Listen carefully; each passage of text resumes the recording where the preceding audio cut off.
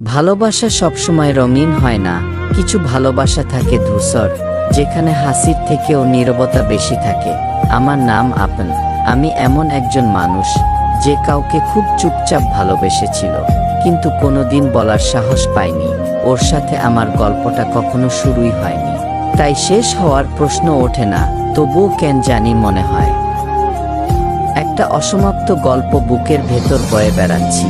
ও আমার জীবনে এসেছিল খুব সাধারণভাবে, না কোনো বিশেষ দিন, না কোনো বিশেষ মুহূর্ত। তবুও ও আসার পর আমার প্রতিটা দিন আলাদা লাগতে শুরু করেছিল। আমি দূর থেকে ওকে দেখতাম, ওর হাসি দেখতাম, ওর কথা শুনতাম, আর মনে মনে ভাবতাম এই মানুষটা যেন সবসময় ভালো থাকে। আমি কখনো ওর কাছে কিছু চাইনি, না ভালোবাসা, না সম্পর্ক, না কোনো প্রতিশ্রুতি। শুধু চেয়েছিলাম ওর জীবনটা সুন্দর হোক। কিন্তু জানো, সবচেয়ে কষ্টের মুহূর্তটা কবে এসেছিল? যেদিন ও বলেছিল আমি অন্য কাউকে পছন্দ করি। সেদিন আমার পৃথিবীটা থেমে গিয়েছিল।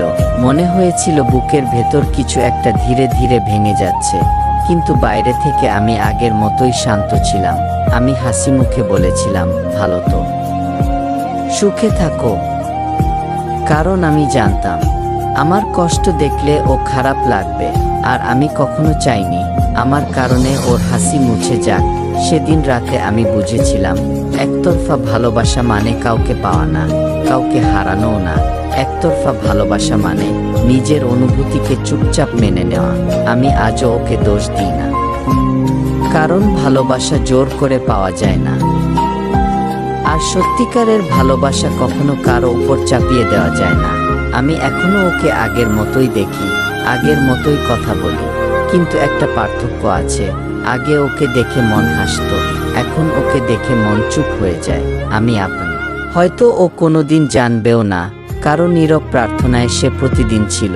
কিছু ভালোবাসা গল্প হয় না, শুধু অনুভূতি হয়ে বেঁচে থাকে।